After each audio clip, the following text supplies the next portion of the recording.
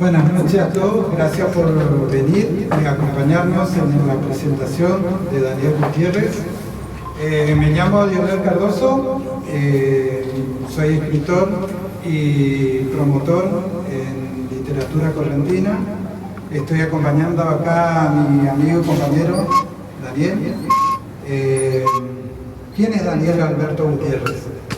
Él nació en Corrientes, hay muchos que ya lo conocen. Para los que no lo conocen, es licenciado en periodismo y profesor de lengua y literatura para nivel secundario. Se desempeñó en medios escritos y radiales. Es fundador y propietario de Fénix Libros, un espacio destinado a la presentación de libros y al dictado de talleres literarios. Es el primer poeta de Corrientes en trabajar la nueva ficción extraña New Weird desde el género lírico. Sus libros, El librero cenital, El poeta y la máquina Weird, de Ediciones La Paz, da cuenta de un mundo híbrido entre lo raro y lo espeluznante. Y el otro libro, Sudario de Fantasma, de Harley Ediciones, poblado por imágenes fantasmales que se desprenden y se entretejen como hilos invisibles de una mortaja espectral en su poemario. Y ahora, esta nueva novela de él, New Weird, rara y preciosa mezcla de cuerpos, cielo magenta y recuerdos que estallan para desarmar el tiempo, una exploración íntima y perturbadora, donde lo extraño no es el mundo transformado, sino la persistencia del amor cuando todo lo demás muta. Bueno, Daniel, ¿cuánto tiempo hace que sos librero?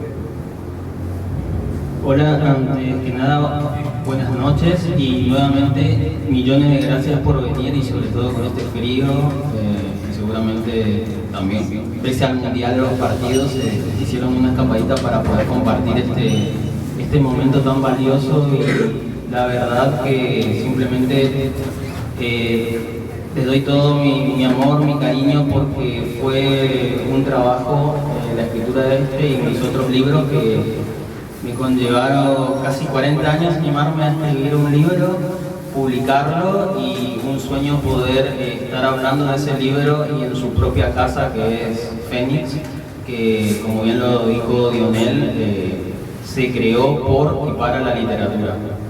Como librero me inicié hace más de 10 años, cuando tenía 14, mentira. Ya saben mi edad, algunos, aunque no aparento me dicen. Realmente lo inicié para una cadena grande que está en los shoppings. Ahí fue la primera vez que, cansado un poco de lo que era la rutina de los diarios y de ir atrás de las primicias y demás, cuando yo siempre sentía que la cultura, que la literatura era lo que me llamaba, bueno, me tomé un año de periodista y me fui a ser librero, primero ahí, donde me curtí en varias cuestiones y posteriormente tuve una librería con un socio, se llamaba Guillermo, y la librería se llamaba Megafon Libre. Lamentablemente tuvo que cerrar, nos separamos y cada uno abrió su propia librería. Fénix Libro inicia hace ya casi 10 años, gracias al apoyo de mis padres. Ahí a mi mamá que le invadí, digamos, contaminé su sala de espera y me dio ese espacio para poder reagrupar mis libros y empezar. Algunos me conocen desde ahí, desde ese pequeño lugar acá cerca. No me muevo muy lejos, acá lo más cerca, a 2 casitas. Y bueno, ahí fue donde empecé a trabajar ya como librero independiente. Fui armando mi cartera de clientes, o mejor dicho, de amigos lectores.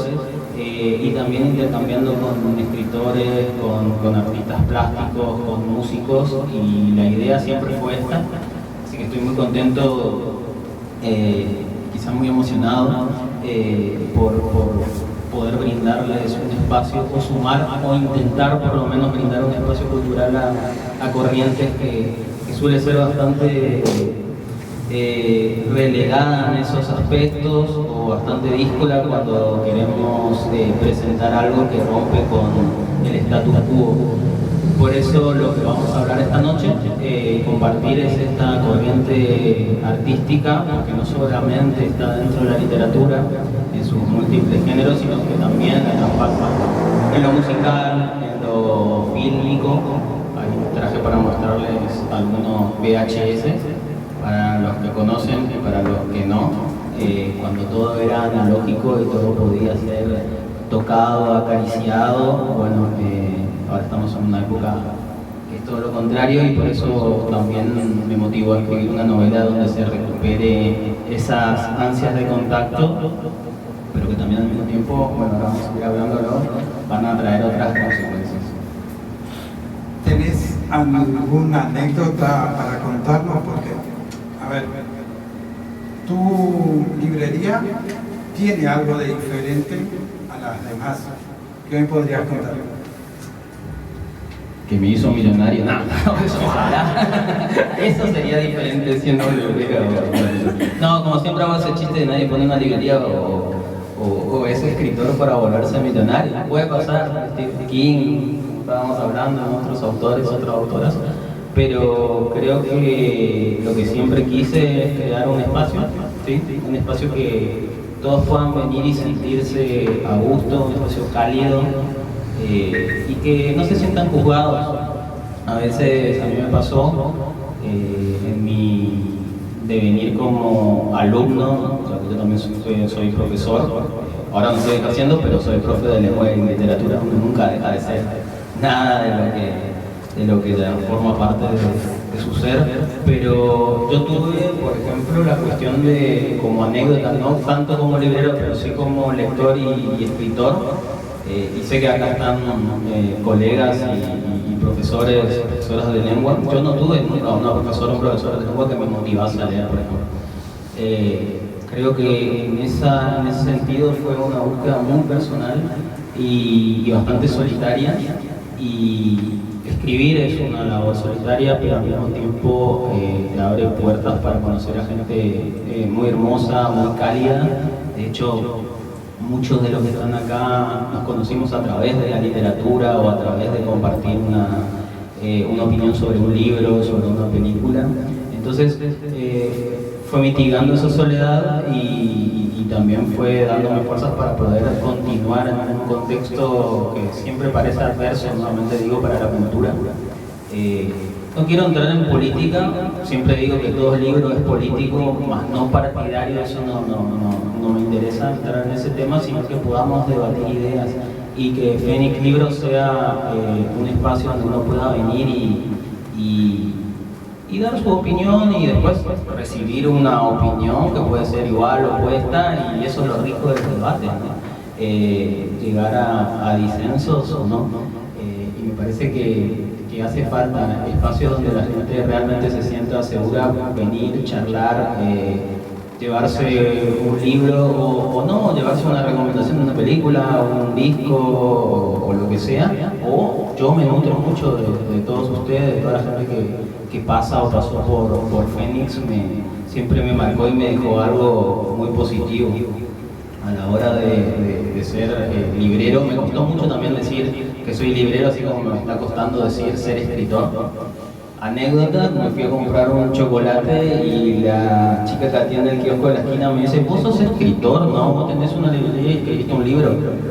Y me quedé como un segundo, sí, soy escritor, pero nunca me lo había planteado y nunca nadie me lo había planteado así. Fue como, bueno, hay que también asumirse, creérselo un poco tampoco creerse, y seguir trabajando. Y anécdotas como librero hay un montón, o sea, y un montón muy lindas de gente que incluso viene y no tiene dinero para leer, pero busca por lo menos un espacio, un cobijo, se sienta o agarra libros y los hojea y charlamos, o me dice: te puedo pagar con un poema, me regalaron poemas, me han pagado con poemas, Por eso digo, te vuelves millonario. Bueno, ese poema después, quién sabe qué, lo puedes vender en Amazon. Pero es muy lindo porque muchos se fueron y después volvieron porque sintieron que acá se los atendió de una manera positiva, y esa es la idea. Yo siempre soy ferviente defensor de que una persona que lee no es mejor que otra, sino que quizás tuvo algunas cuestiones que le facilitaron el acceso a la cultura. Por eso traigo a colación lo de que yo nunca tuve como mucha ayuda externa, sino más fue como una exploración personal, volcarme hacia los libros, viajar, vivir un tiempo solo en Buenos Aires, otro tiempo más solo en otro país, con todo lo que significa eso.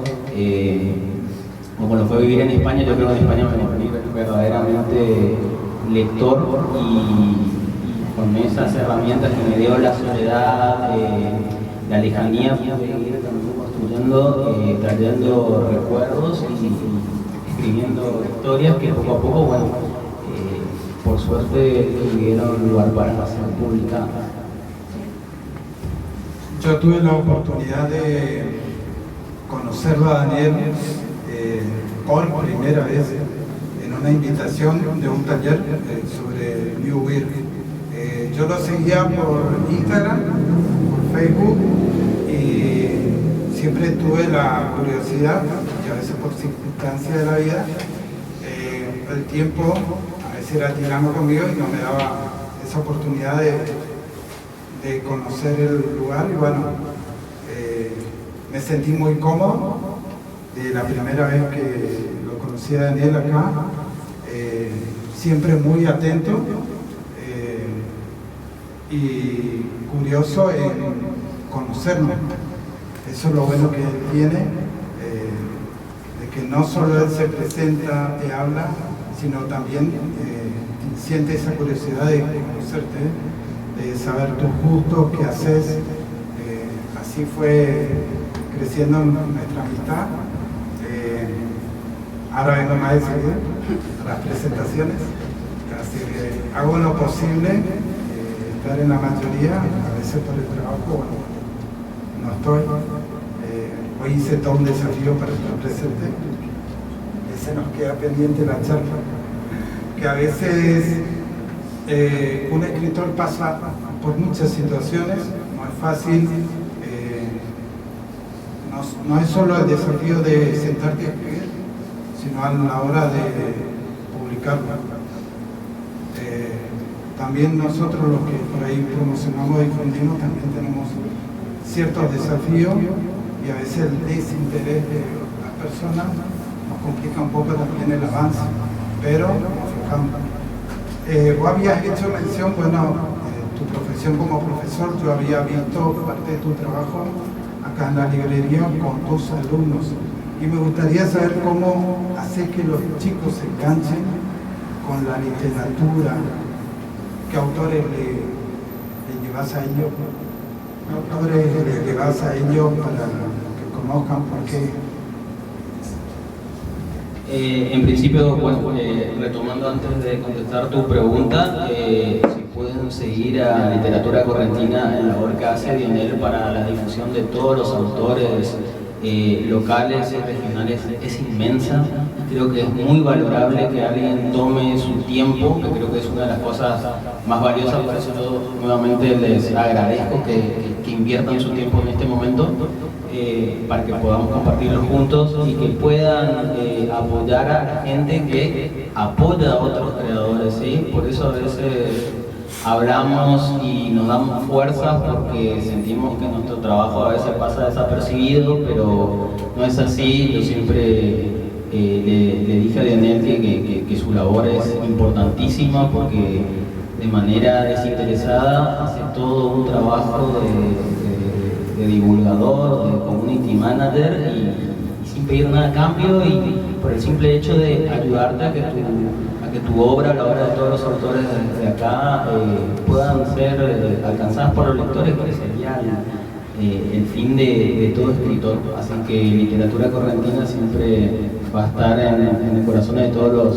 los escritores y las escritoras que valoramos, quienes valoran nuestra labor. Bien, dicho eso, con respecto a cómo llevar a un adolescente a la lectura o cómo lo vi yo siendo profesor, y creo que está relacionado con lo que les contaba de mi propia historia, de no tener quizás profesores que me guíen, y construir un poco, aunque la palabra suene un tanto triste, construir de la carencia, que después fui rellenando con muchas alegrías, con muchos desafíos, pero construir de lo que me hubiese gustado también a mí, que a los 13, 12, 14, 15, 16, 17 años, cuando yo ya sabía que quería escribir, que me gustaba leer, que esa era mi pasión, que alguien por lo menos me dé una devolución de lo que yo escribía, y bueno, quizás no lo tuve personalmente hablando, entonces dije, yo quiero cambiar eso.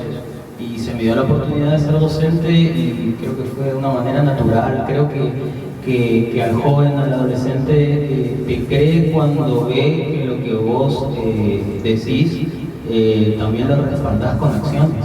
O sea, yo no simplemente le llevo el libro que tenemos que dar porque está en el programa o más, sino porque yo intentaba, y pueden ver que incluso ellos no me creían, algunos alumnos hasta que venían a mi librería, que yo guardo sus trabajos. Me gusta mucho otra vez que sigan trabajando con el libro, con la lectura, con la palabra, pero también con las manos, ¿no? Que sigan dibujando, que sigan haciendo maquetas, que sigan construyendo. Y yo les digo, yo les voy a guardar, si ustedes me permiten, yo voy a guardar sus trabajos. No, mentira, pero ustedes va y después tira. Miren, ahí está su booknotes, ahí está sus trabajos que hicimos con los diferentes libros que leímos, y uno un poco hace también esta trampita de llevarlo también por el gusto personal. Me di el gusto en el San Benito de poder dar justamente New Weir en tercer año, y la verdad es que la pasamos súper bien. Una anécdota muy divertida es que le llevé un libro falso, que no sabían que era falso, le hice toda una historia, un libro apócrifo de Lovecraft. Tiene relación este autor porque es el que crea, digamos, o populariza el término de historias raras, historias weird, porque así se llamaba la revista donde se publicaban Weird Tales.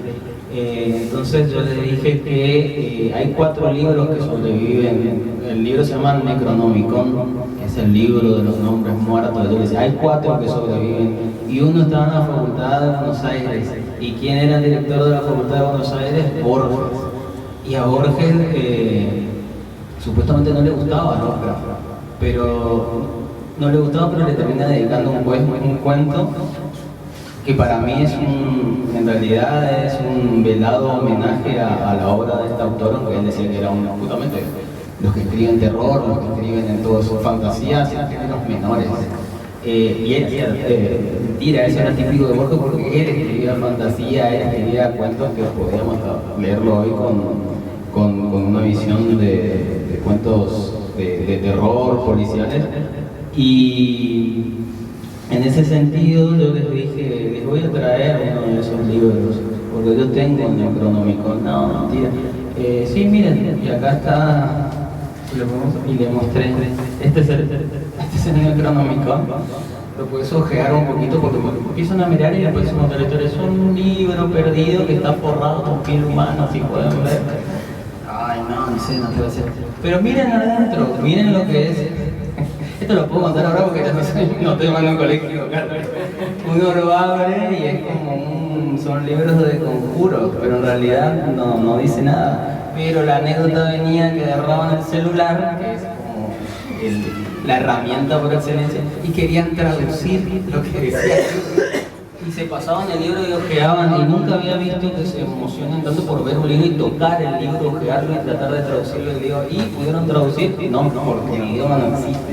Y ahí le conté que en realidad es un libro apócrifo, un libro falso. Y que Borges, cansado de que se lo pidan en la Biblioteca de Buenos Aires, hay como ese rumor de que decía que siempre no estaba disponible, siempre estaba como reservado para otra persona. entonces nadie lo podía llevar. Y bueno, van surgiendo estas ideas, después los propios chicos me traen sus dibujos, me traen sus escritos, y lo mejor es cuando me traen lo que están leyendo y yo digo, ¿estás leyendo a Kafka? ¿Estás leyendo a Salinger? Autores que yo le leía a los 18, 19, 20 años, y un chico de 12, 13 lo está leyendo, y me está explicando la metamorfosis, y está entendiendo el subtexto, y digo, no, esto es como para arrodillarse y rezarle en el Necronomicon, pero todas esas cuestiones creo que también uno va conectando con los chicos, y cuando ven que vos les llevas actividades, vas uniendo, mi literatura siempre la defino como híbrida porque me nutro mucho de películas, la van a ver, de cómics, de música, escucho vinilos, acá están los vinilos para una escritora que le hice recordar su adolescencia. Estábamos hablando con Daniel, los chicos sienten nostalgia hasta por momentos y cosas que no vivieron, que es esto lo táctil, ¿no? De poder teclear. Llegué para una maratón de lectura y le llamaba mucho la atención, o mismo libros o películas, y eso me parece una manera de acercar la literatura.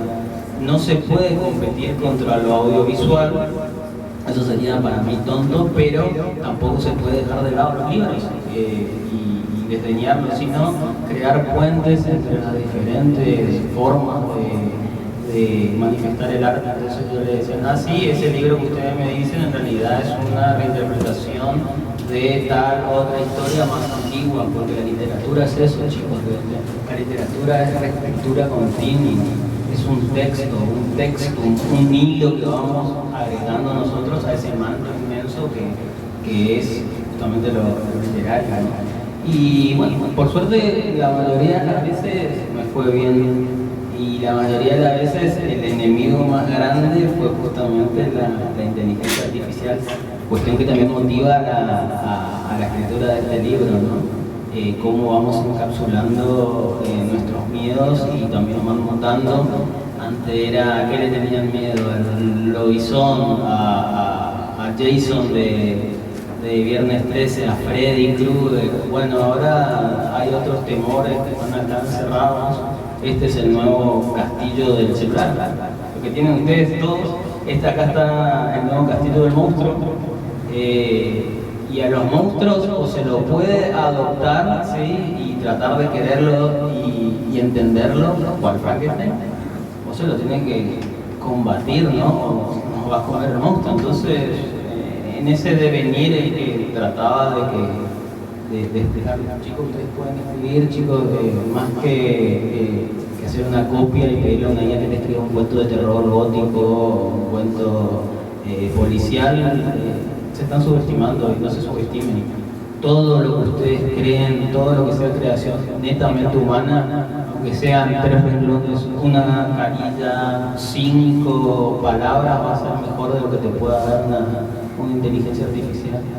Y al ver otra vez que yo cumplía con lo que hacía, porque yo le decía, bueno, si cumplimos con esto, vemos tal película, si cumplimos con esto, les voy a mandar un saludo especial. Bueno, por ejemplo, una gran escritora y una amiga como es María Laura Riva, que está sentada, les leyó uno de sus poemas, Zapucay en la nieve, que trata sobre Malvinas.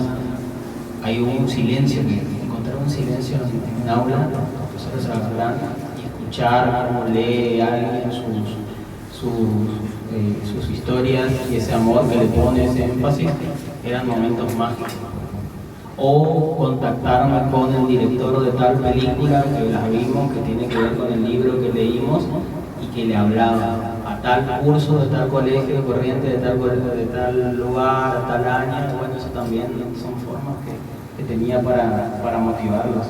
Y por suerte, gracias a Dios, muchos de esos exalumnos todavía vienen y me traen y me muestran y buscan esa retroalimentación, y eso creo que cumplí un poco con mi deber, que es lo que quería ese Daniel adolescente. Buenísimo. No quiero dejar pasar por alto, está Eugenio Lete por ahí. Es uno de los artistas responsables de la ilustración del libro La Casa Hecha de Piel. En su interior hay también ilustraciones de él, no quise dejar pasar por alto. Exactamente, un maestro en el arte del dibujo, genial. ¿Cómo fue el proceso de publicar 3 libros en un año? Un laburo tremendo. No ir al gimnasio, no tener novia, no tener vida social. No, realmente fue un proceso que fueron varios años de trabajar textos, reescribirlo, mostrarlo a colegas, a escritores, a escritoras, a escuchar sus evoluciones y en un momento, como le decía, creársela y largarse, que es lo que yo le decía a mis alumnos. Escriban, sigan escribiendo, sigan leyendo, sigan creando su camino de lector y si tienen ese deseo de escribirlo, tarde o temprano lo van a hacer. A mí me tocó este año, entre que se retrasaba un libro, se adelantaban otros, pues se me juntaron 2 poemarios y esta novela que hoy nos reúne, ¿no? Y también a la par escribía cuentos que presentaban certámenes internacionales que por suerte también tuve la suerte de ser elegido y que están por ser publicados también acá en Argentina y en otros lugares. Y en uno, por ejemplo, tuve la suerte de cerrarlo, eso también es muy lindo. Abrirlo y cerrarlo es como cuando escuchamos un CD, un disco, la primera canción y la última que queda. Así que muy contento por eso. Y tuve una etapa como de mucha fiebre de volcar lo que venía trabajando desde la escritura, pero lo volqué hacia el lado de la lectura, hacia el lado de la lectura. Y fueron saliendo y me topé con gente adecuada que la verdad que me ayudó a potenciar y a seguir puliendo y mejorando, porque como le decía, la escritura es un trabajo solitario, pero en un momento deja de serlo porque pasa por diferentes etapas. No solamente, esto también es un consejo para quienes quieran escribir o estén escribiendo o quieran seguir haciéndolo, busquen lectores de confianza, son los llamados lectores beta, busquen gente que les pueda dar una evolución sincera. Van a encontrar también gente que les va a destruir su libro, pero creo que ese es el mensaje que también quiero que sobrevuele esta noche. Uno tiene que creer en lo que hace. Si no creemos en lo que hacemos, no vamos a llegar a buen puerto. Entonces, uno de mis consejos es ese, otro de mis consejos es leer mucho y bueno, a veces quitarle horas al sueño, quitarle horas a otras cosas, pero con ese ímpetu, esa hambre de que bueno, con todas las armas con las que cuento, voy a tratar de narrar la mejor historia o escribir el mejor poema que pueda. Ya quedará en el lector, en la lectora, decir si eso no. Y si dice que no vamos a alegría. Al contrario, siempre, y creo que esto si se lo dije a todas las personas que llevaron alguno de mis libros, les pido por favor que me den una devolución, porque eso ayuda a crecer. Porque si no parece como darle a una tía. Tu tía siempre te va a decir, no, pues esta es mi tía acá, pero tu tía te va a decir, qué lindo escribís, o tu mamá te va a decir, qué lindo. Y bueno, no, realmente vienen otras personas y te dicen, sí, qué lindo, pero fíjate esto. Bueno, hay que trabajarlo y lo traigo y lo uno con lo que dijiste con Eugenio, también buscar también otros artistas que comulguen con lo que vos haces, que crean en tu trabajo, porque así se genera ese feedback, esa retroalimentación. Y con Eugenio es una persona que nos podemos sentar y quedamos hablando horas. Realmente es una enciclopedia con patas y boinas, porque sabe de todo, de pintores, películas, anécdotas de grabaciones de actores, de series. Aparte de ser un excelso artista, plástico, escultor, bueno, uno se va nutriendo de un dibujo, surge la idea de un cuento, surge una idea para escribir una escena. como puede suceder con una canción. Por ejemplo, yo no tuve profesores, pero yo aprendí de letras y de poesía a través de los músicos de rock. Por eso siempre van a haber ciertos autores o artistas que están presentes, ya sea dentro de las historias o como un epígrafe. Yo conocí a Liceca, a Fowl, a Mario Lebrero por un cantante, Adrián Dárgelos, de Babasónicos, que él a los 60 años saca por primera vez sus primeros poemarios. Y él me llamaba la atención las letras porque usaba palabras súper raras, y después me iba a buscar al diccionario y decía, ¿qué es un lupanar? ¿Qué es ser díscolo? ¿Qué es todo eso? Y después te contaba, por ejemplo, en una canción muy conocida, Pulita, que es como un hit de ellos, donde hace prácticamente una cita casi textual a una novela de Fowl, gran escritor argentino. Vos decís, wow, ¿cómo pudo meter en un estribillo pop un fragmento de una novela, por ejemplo? Y que toda la gente está cantando a los gritos en un estadio y no saben que en realidad están citando a Fowl. Eso me pareció grandioso. Entonces todas esas cosas también ayudan un montón a que lean y a que la gente vaya creciendo en su escritura. Y creo que fue eso, nutrirme y en un momento decir, este es el momento de largar todo lo que hay adentro. Antes de cumplir los 40, dentro de 10 años, dentro de 6 meses. ¿Qué géneros o autores te gustan leer más?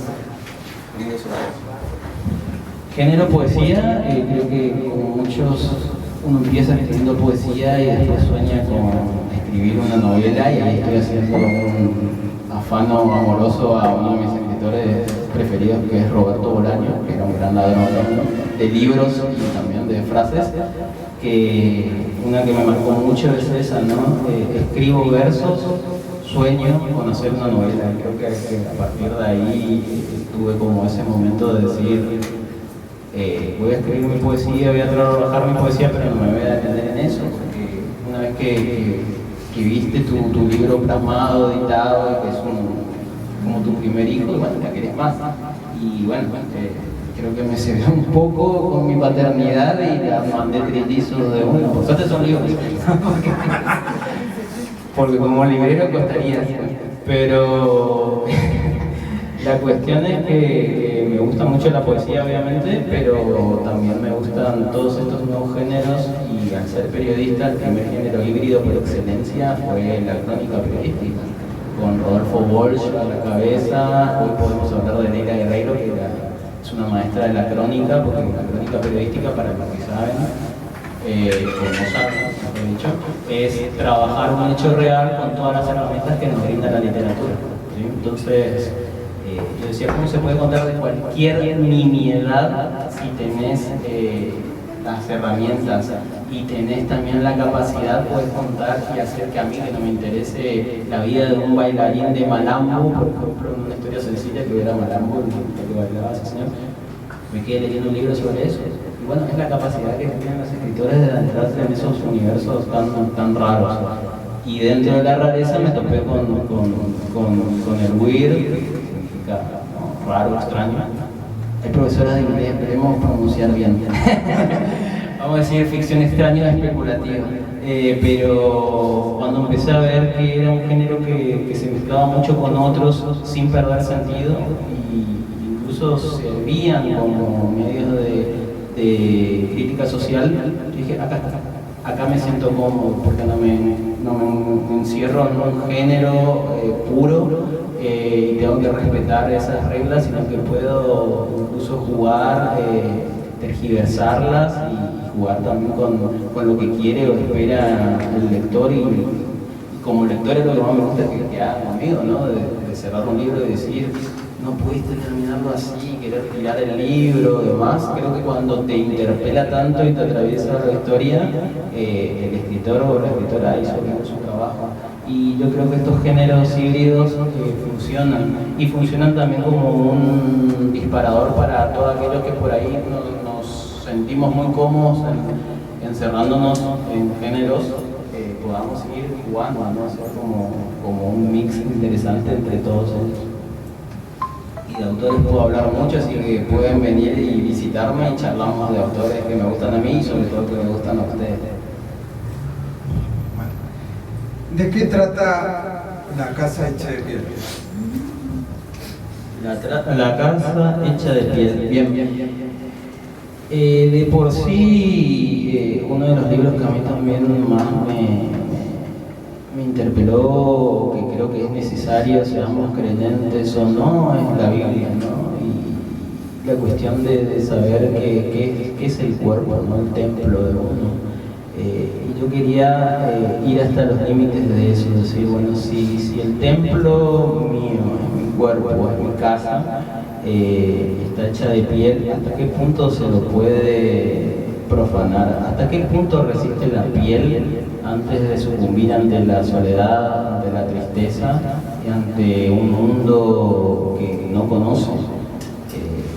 A partir de ahí empecé a crear esta historia de una pareja que poco a poco se separa en un universo que tiende a lo contrario, a unirse, pero unirse de una manera rara, extraña, tanto grotesca si se quiere, pero también es una exploración a la búsqueda de uno como quién soy, dónde están mis metas. Yo te decía que cuando trabajé con Florencia y con Bernarda, que son las propietarias, les mando un saludo muy grande, están en Buenos Aires y por obvias razones no pudieron venir, pero ahora me mandaron unas palabras muy lindas que ya les di a si podía compartir con ustedes.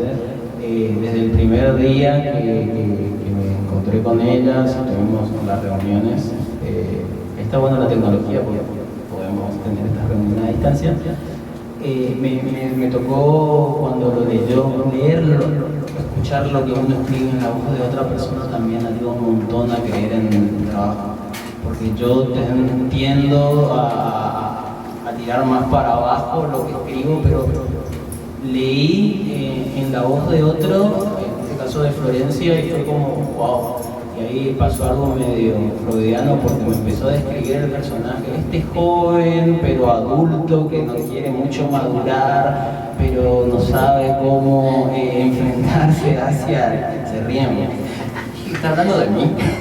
Yo escribí sobre mí tan egocéntrico y le digo, bueno, son las cosas subconscientes, por eso digo freudianas, y evidentemente tenía algo que trabajar en mi propio ser y bueno, que mejor que adentrarse en la casa que es mi cuerpo y perderse ahí, ¿no? En esa casa hecha de piel, y a partir de ahí, bueno, tratar esa relación amorosa y un mundo que va mutando y va cambiando constantemente.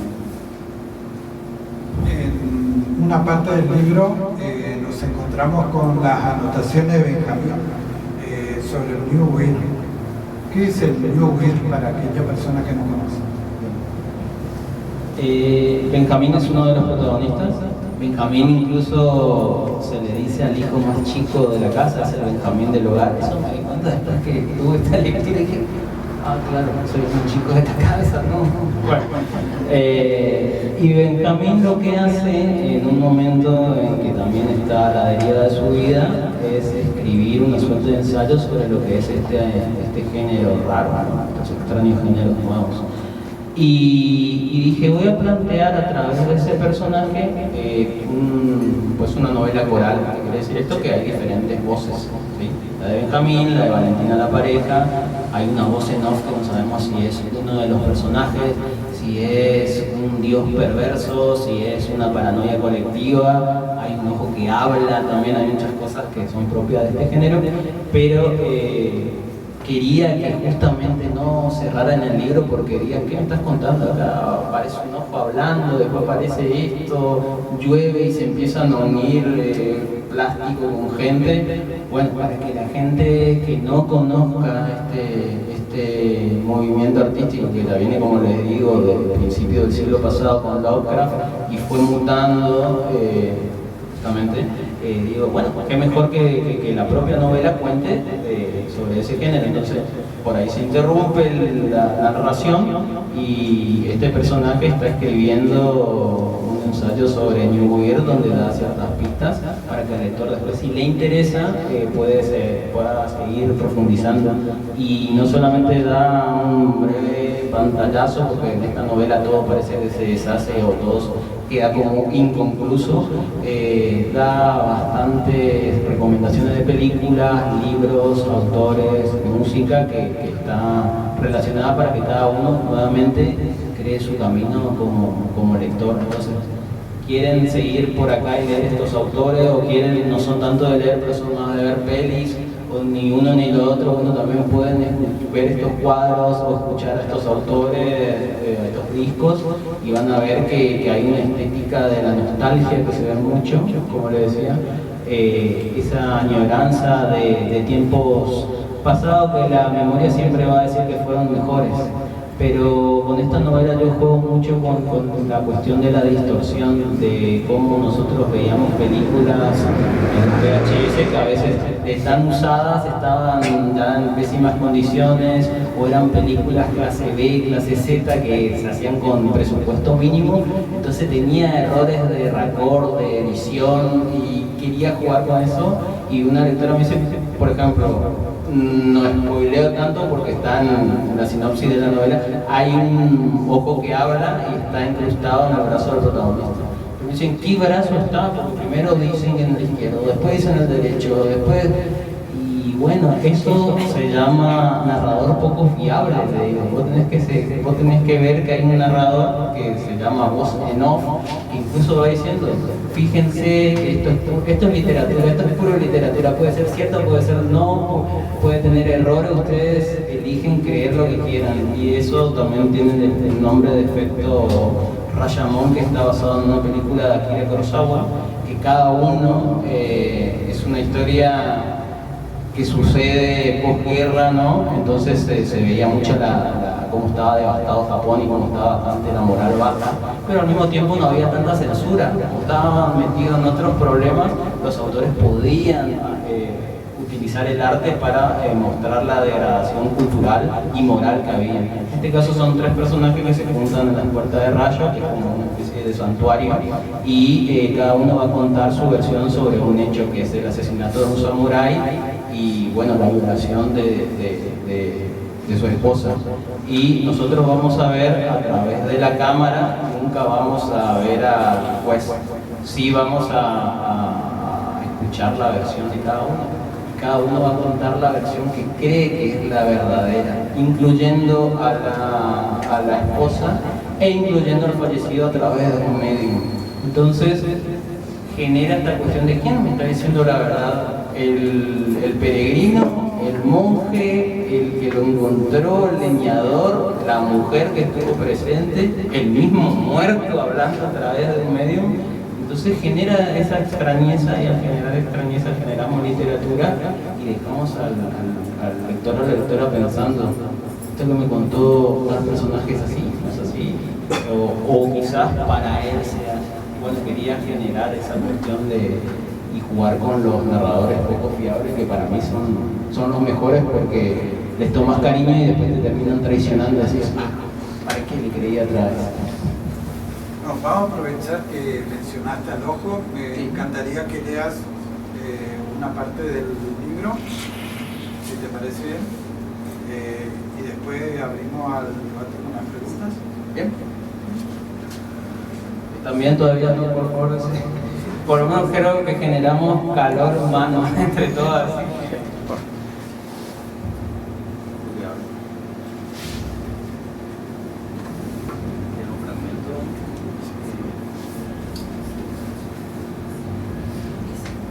El ojo habla. ¿Qué soy? ¿Quién me puso ahí en tu brazo derecho, entre tus músculos y huesos? Bueno, son muchas preguntas. Me parece que tenés bastante clara la noción de locura, de delirio y de realidad. Ah, pero ahora me estás mirando con una cara bastante rara. Raros somos todos. Sí, ¿te acordás de que repetías una y otra vez que la literatura era esa cosa rara, extraña, que se colaba como un rayito de luz por una grieta en la pared de lo cotidiano.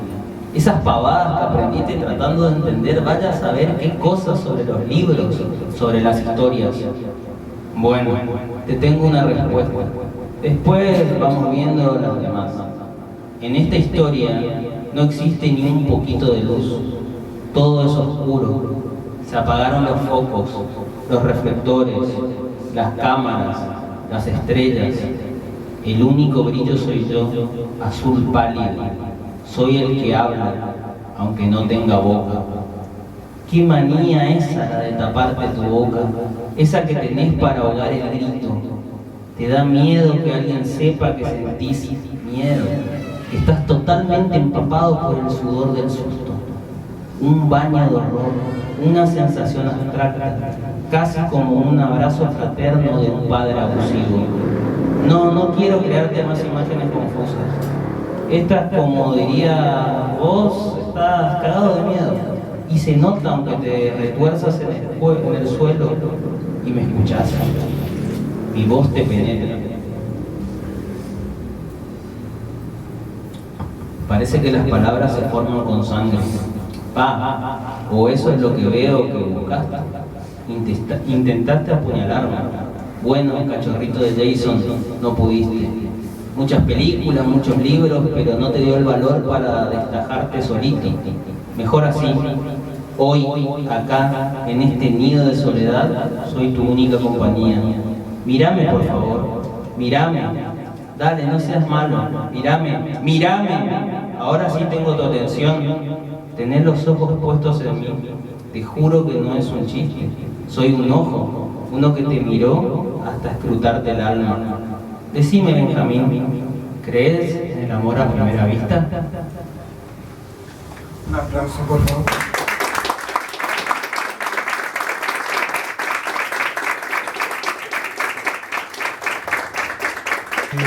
Ahora abrimos un espacio para aquellos que quieran hacer una pregunta a Daniel.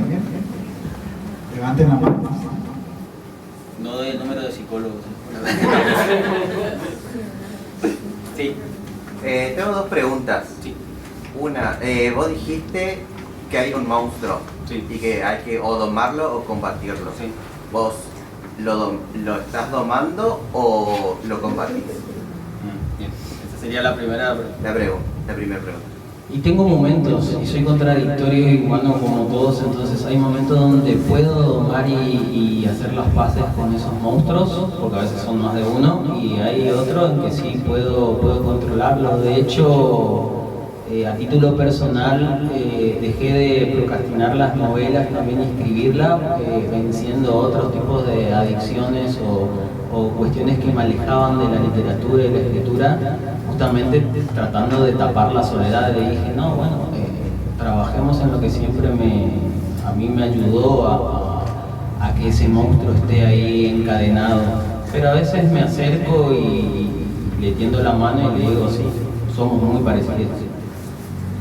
Y la segunda es, hoy en día con esta de la tecnología que está tan metida en nosotros, y que muchas veces este síntoma que tenemos de ver muchos reels, TikTok y alejarnos un poco de la literatura, ¿vos tenés alguna herramienta o empezaste a formar alguna herramienta para hacer una lectura que llegue más a un lector o a las personas que no están tan habituadas hoy en día o dejaron el hábito de leerlo, o te centrás más en el clásico lector que puede tener un poco más de paciencia a la hora de tomar un libro?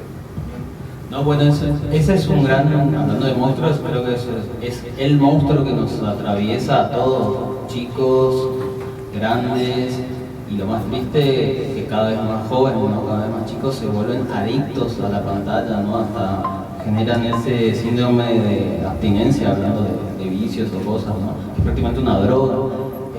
Entonces, a mí me interesa tanto el lector clásico, por supuesto, pero también me interesa llegar a aquellos que no, y por eso hablaba de tratar de charlar mucho y preguntarle, partamos de qué te gusta, porque porque sí es cierto, es mucho más reconfortante, incluso si tenemos un mal día o lo que sea, o estamos aburridos, y hoy parece que es pecado estar aburrido, no hacer nada y no hacer nada productivo. Bueno, ¿qué te gusta? Y eso le decía mucho a mis alumnos cuando me planteaban esta cuestión de ¿para qué si la IA va a hacer todo? Yo quiero ser doctor, yo quiero ser yo le decía, sí, bueno, pero hasta ahora yo no conozco a nadie que se haya matado porque no le haya gustado un poema, ¿no? Capaz que hay casos, ¿no? Pero vos vas a tener que escribir, vos vas a tener que recetar, vos vas a tener que comunicar, ¿sí? Porque nos olvidamos a veces que somos criaturas que están todo el día comunicando, entonces vas a tener que saber emplear un correcto uso de palabras, ya que querés ser médico. Me acuerdo de ese caso, por ejemplo, porque quería ser médico y me dijo, con todo respeto, profesor, me hizo acordar a mí, pero en otra materia, porque yo le dije, con todo respeto, profesor, a mí las matemáticas no me sirven para nada, no me interesa, yo voy a ser periodista. Y me dijo, cuando tengas que sacar los porcentajes, te vas a acordar de mí. Que me mandaban a hacer, sacar porcentajes de la verdura que subían, encima en Argentina que todo el día subían las cosas, tuve que aprender otra vez la regla de crecimiento. Y me acordaba del profesor. Te vas a acordar de mí porque no todo, o cuando tengas que entregar un currículum, ¿no? Cosas tan básicas no te hacen ahí.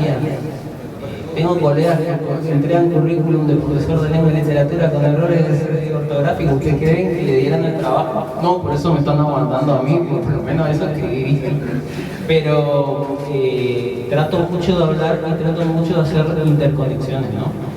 Por eso me gusta mucho lo híbrido, decir, bueno, está bien, no te gusta tanto, no tenés esta presencia para un libro de 300, 400 páginas, a veces hasta nosotros mismos, los lectores asiduos, no tenemos esas etapas se le llama como dique seco, ¿no? Así de no querer leer nada. Bueno, pero hay una película, hay una serie que quizás la podés ver, hay un corto que trata ese tema, y buscar esas vueltas, ¿no? Buscar esos espacios donde ellos se sienten cómodos y saber, bueno, se puede construir para que ese corto ciclo tuvo que haber escrito a alguien por lo menos un bosquejo de la historia. Hoy que están rompiendo la taquilla los influencers, los youtubers, devenidos ahora en directores con los espacios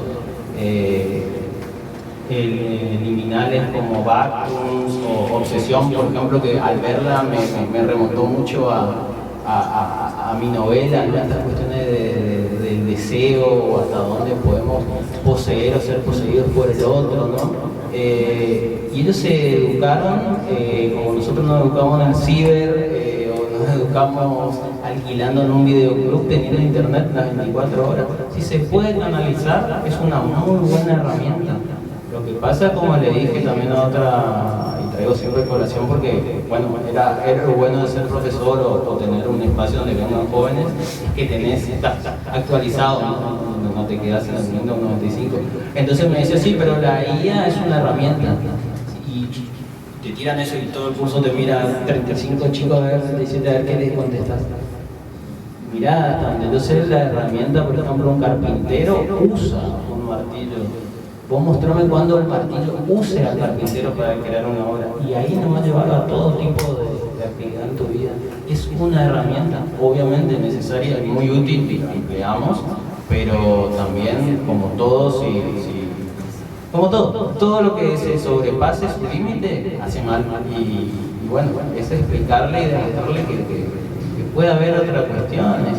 Y que está bien aburrirse y que está bien que no todo sea perfecto y súper pulido, porque somos humanos y por eso traía a colación todos estos errores. De hecho, las erratas, por ejemplo, que los escritores o los que intentamos escribir bien, después vemos público de cómo la vi, pasé por todos los procesos y ahí está la rata. Y bueno, es como dicen siempre, no es como encontrar un unicornio, ¿no? Es prácticamente imposible, pero eso creo que prefiero que haya una rata o que haya algún error, porque hay un humano atrás equivocándose y no una máquina puliendo para que todo quede perfecto.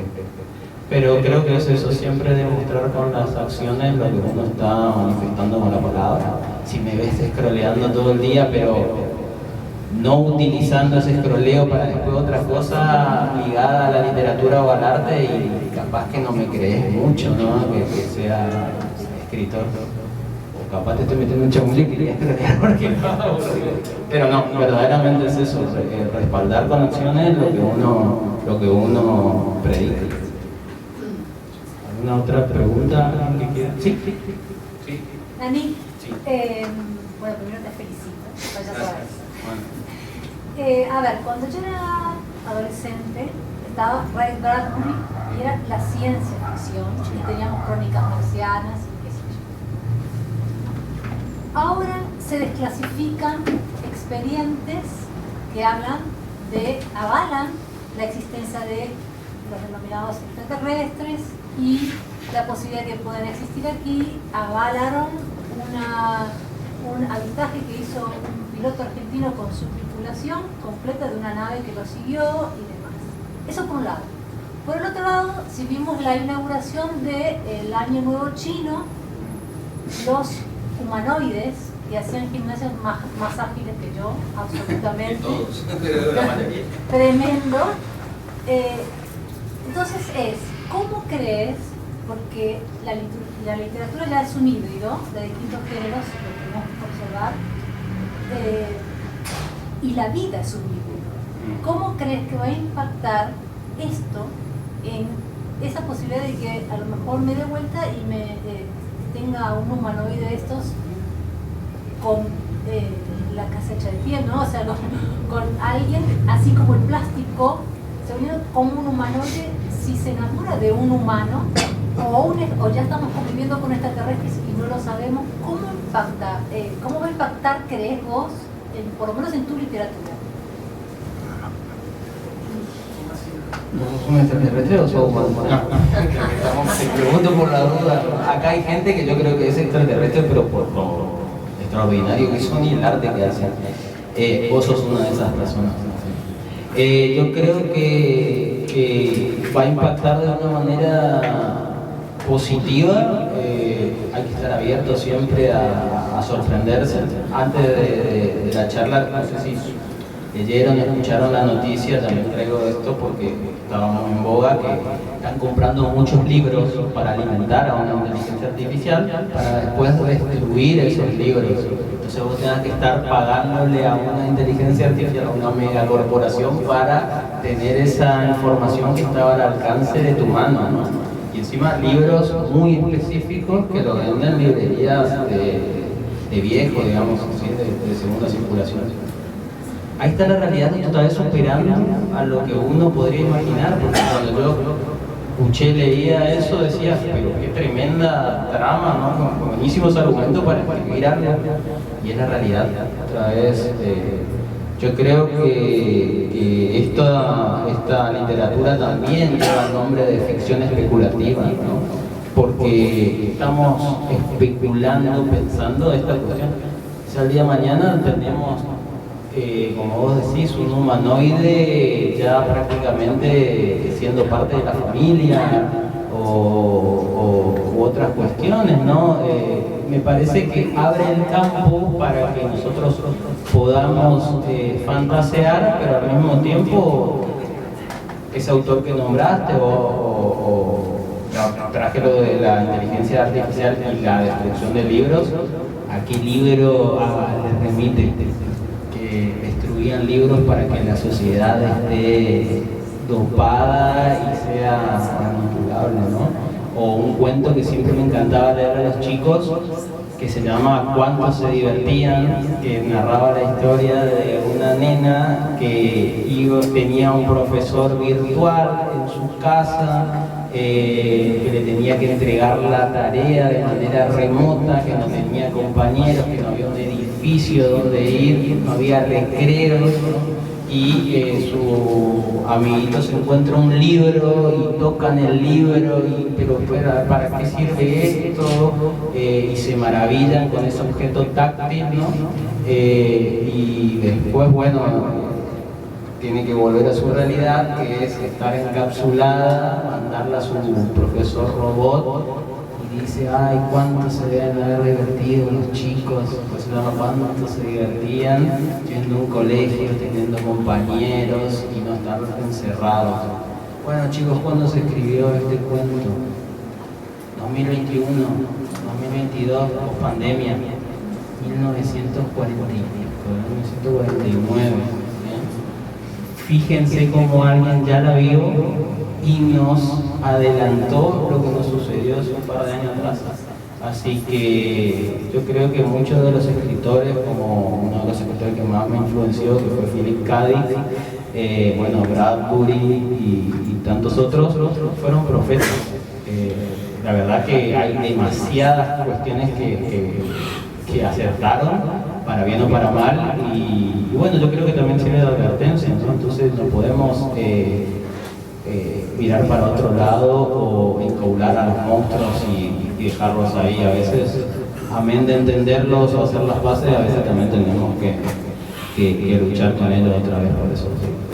Pero me parece que hay que tratarlo, y creo que la ficción, y este tipo de ficción, repito, que puede parecer pasatista, naif, tonta o para leer en la playa. Hay mucha gente que no le gusta eso, pero dice, tal libro es para leer en la playa o tal literatura es para las vacaciones, ¿no? En realidad el terror, repito nuevamente, el terror, la ciencia ficción, todas esas cuestiones sirvieron para mostrar un espejo de lo que éramos nosotros o somos como humanos. Así que traigo a colación también una lectura de... Bueno, pudo estar otro lector que conocí también en la librería, sacó mi libro, me dio una devolución y me dice, claro, en tu novela hay una lluvia que cae y empieza a fusionar todo. ¿Y dónde guardamos ese todo nosotros? ¿Y cómo se llama ese lugar que no se toca? La nube. Y yo nunca pensé en la nube en sí, como eso. Miren cómo cada lector va también dándole esa interpretación de acuerdo a la realidad con la que vive. Así que me parece extraordinario que ojalá vengan los extraterrestres y nos lleven o paguen la deuda que tenemos. ¿Alguna otra pregunta?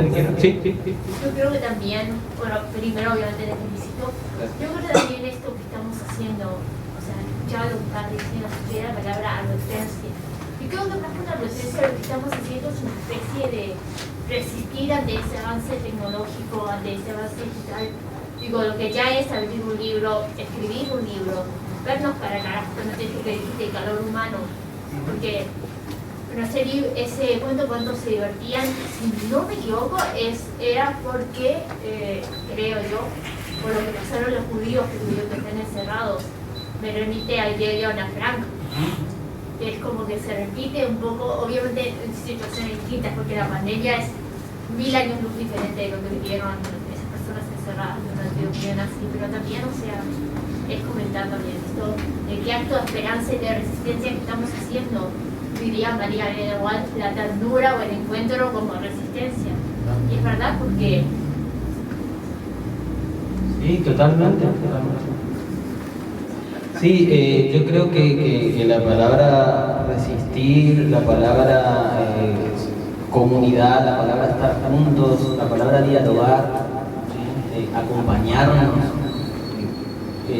como decíamos, todo pasa o por la rapidez, o por lo efímero, o por lo que se desvanece, y acá estamos uniéndonos. ¿Y qué hacemos cuando tenemos frío? Nos acercamos a un otro, buscamos ese calor humano, buscamos esa compañía, esa palabra de aliento, y que nunca la tecnología, ni las grandes corporaciones, ni los aliens nos quiten esa ternura, que creo que es lo que nos define como seres humanos, con defectos, con virtudes, pero creo que la ternura es lo que nos alista para enfrentarnos a un mundo que cada vez se vuelve más duro, más atroz, y creo que la literatura y el arte es una gran trinchera que nos va uniendo a todos nosotros. Creo que hoy, un sábado que todos podríamos estar acostados, tapados, mirando una película, elegimos venir y compartir un momento donde se está hablando de un libro, donde se está hablando de una historia, donde se está hablando de de una historia que enmarca a otra, porque detrás de cada libro está el escritor o está la escritora, como yo decía, y todo lo que le fue marcando y dejando tanto una caricia como una cicatriz. Y yo creo que uno tiene que escribir con todo, con las vísceras, con los abrazos que tuvo, con los rechazos, con la sensación de que a veces no sos suficiente, pero en realidad hay gente que va a creer en vos y vos tenés que creer en vos mismo. Uno tiene que hacerlo, no se tiene que dejar llevar por cuestiones que a veces incluso rozan, diría, la envidia, ¿no? Porque está la gente que todos queremos que al otro le vaya bien, pero está mejor que nosotros, pero hay mucha gente muy bella que no quiere eso, que quiere que todos crezcamos y que florezcamos juntos, ¿no? Entonces, hoy somos un jardín, ¿verdad? Hoy cada uno es una flor, es un tallo y seguramente tiene un árbol de historia que va a germinar y va a ser muy hermoso. Y es lo que yo quiero plantear en este espacio, que también se está abriendo como un lugar no solamente para venir y adquirir un libro, sino también para venir, sentarse, tomarse un café, comer algo rico. Después ya vamos a habilitar el tocadiscos, escuchar discos, otra vez reencontrarnos con nuestros yo adolescentes, volver a esos momentos donde teníamos muchos sueños y donde creo que la ternura la encarábamos la cantábamos como un himno o la teníamos como bandera. Yo creo que esa nostalgia bien dirigida es muy positiva para que no olvidemos que somos, después de todos, humanos. ¿Alguien más? Yo. Sí. Sí. Dale. ¿Quién primero? El que tiene barba. Bueno, acá tengo un poquito. ¿Cómo está, Daniel? ¿Cómo está? Felicidades por tus 3 libros, por el espacio también que armaste, porque en estos momentos más que nada también difícil también mantener la lectura y crear este espacio de, yo te conozco justamente de venir, pasar por acá, llevarme alguna cosita de vez en cuando. Y creo que más o menos manejamos los mismos gustos en película, música, la literatura. Te quería preguntar, dentro del New Weird, lo que estás haciendo, ¿qué otros géneros estás trabajando o te gustaría trabajar en el futuro? El New Weird lo que tiene es que, y me permite, como les comentaba, es trabajar todos los géneros a la vez. Pero ahora, por ejemplo, estoy trabajando otra vez mi nostalgia hacia estos, y lo traigo otra vez a estos monstruos, porque voy a sacar un poemario que es como un homenaje a todos estos personajes como Jason o Halloween o Freddy, porque fueron parte de nuestra educación sentimental, ¿no? Era el plan de un sábado a la noche, juntarte con amigos, alquilar películas, casi siempre eran películas de terror o películas que no te dejaban quizás ver en tu casa. Sigue siendo el plan ese. Y no, cada vez más lindo.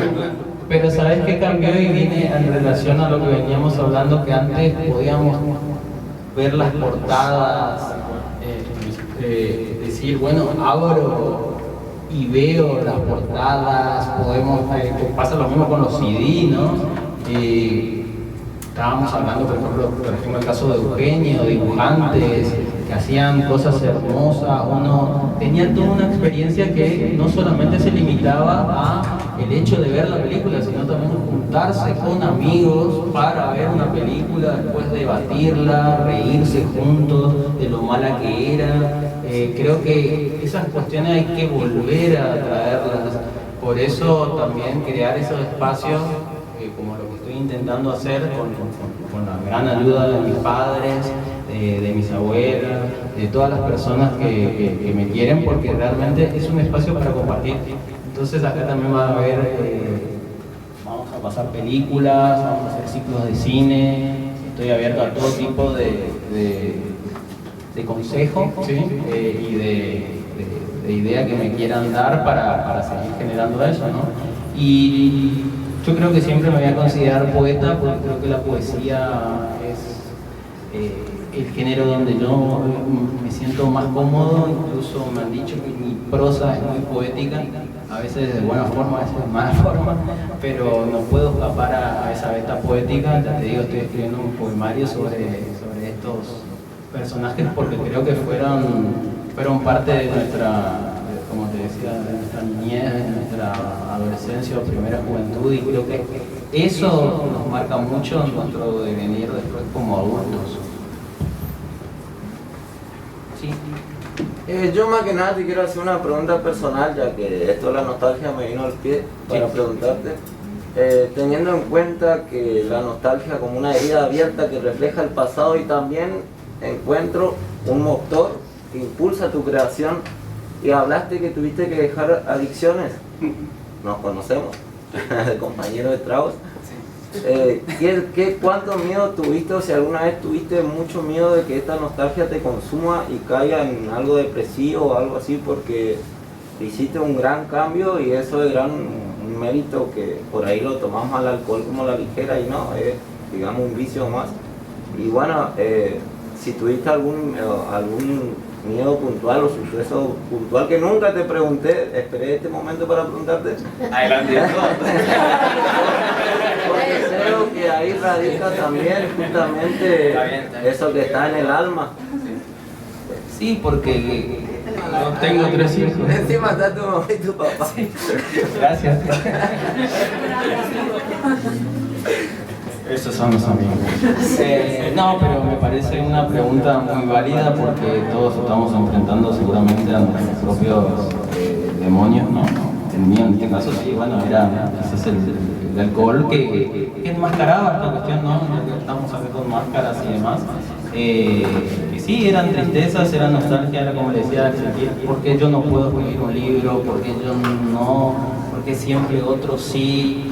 Y es mucho más fácil hundirse en la autocomplacencia, ¿no? También hundirse en este papel de eterna víctima de todos están en mi contra, yo soy un genio incomprendido y van a esperar a que me muera para recién valorarme. En realidad no, digamos, todos creo que estamos tratando de vivir o sobrevivir, y yo dije, hasta acá esto no puede seguir porque no me representa, y me estaba alejando de lo que sí me representa, que es la literatura, el arte. Yo quise ser desde chico dibujante, en realidad ahí me di cuenta que no podía contar lo que sentía con la rapidez que sí puedo hacerlo, o creo que puedo hacerlo con las palabras.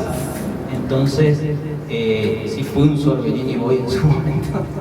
Y después me di cuenta que mi camino era más por las letras. Y bueno, a veces las letras y los autores, como nos salvan, a veces también nos convidan sus vicios.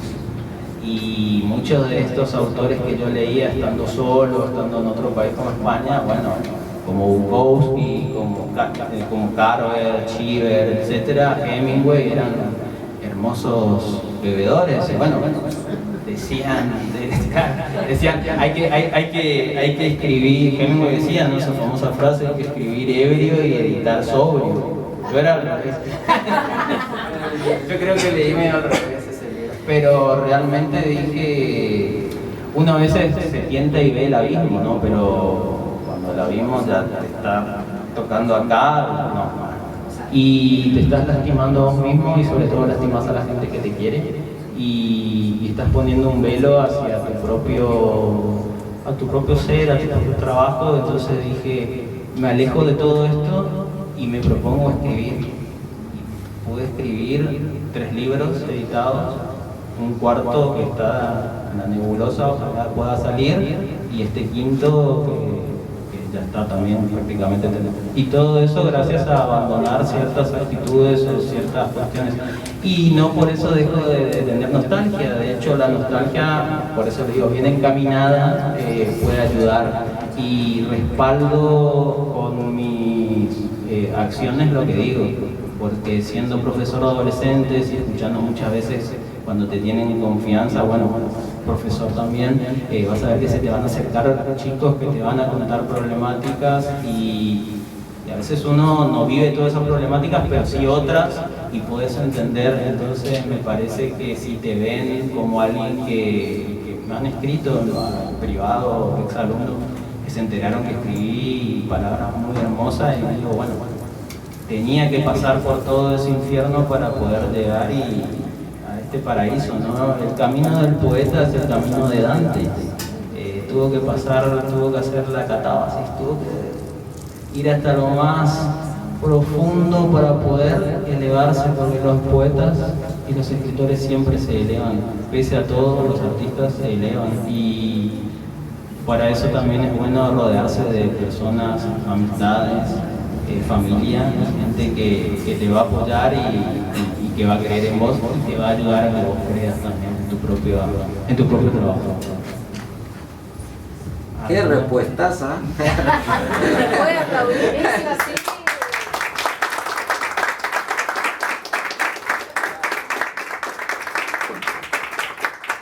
El nombre Benjamín. Sí. ¿Por qué? Y yo creo que fue también, como les decía, elegir un nombre creo que es complejo para todos, ya elegir un nombre, un hijo, los que son padres, o padre, hijo de perro, gato, ¿no? O mismo poner un nombre a un comercio.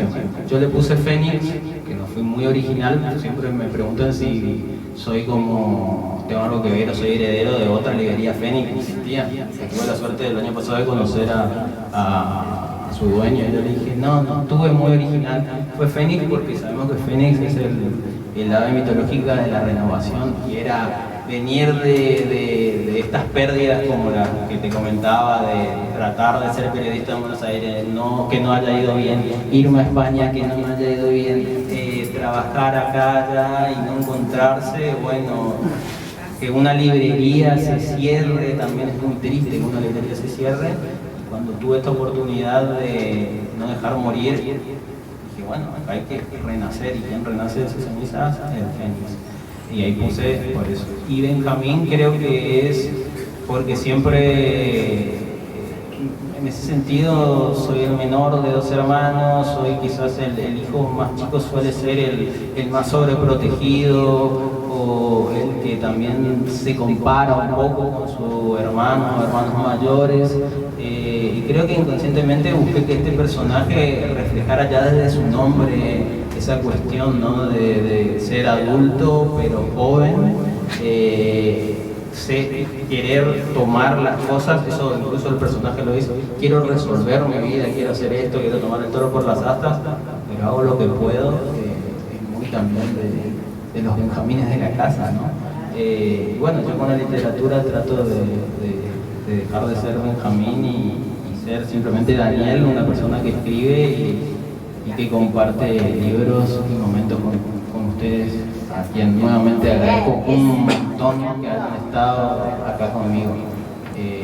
Simplemente no los quiero aburrir más, pero no quería dejar pasar unas palabras que me enviaron Florencia y Bernarda, como le dije, que fueron las que creyeron en la novela de Estamos hoy, que hoy nos reúnen, ¿no? La pasadilla de piedra, una novelita de amor Newsweek. Y si la tecnología me acompaña, me gustaría compartir con ustedes.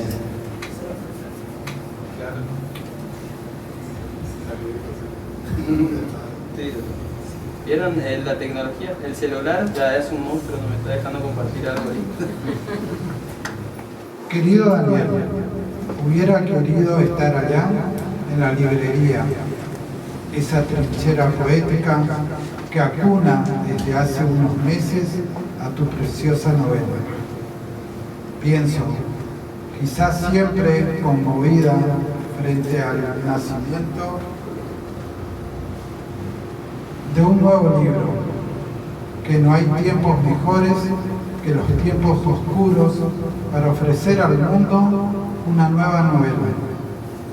Si traer un libro al mundo es siempre un gesto de fe, en estos tiempos traer una novela que promete otras formas de pensar los tiempos y los mundos, una forma de quererse ante lo inesperado, una forma de la memoria que se forma y transforma.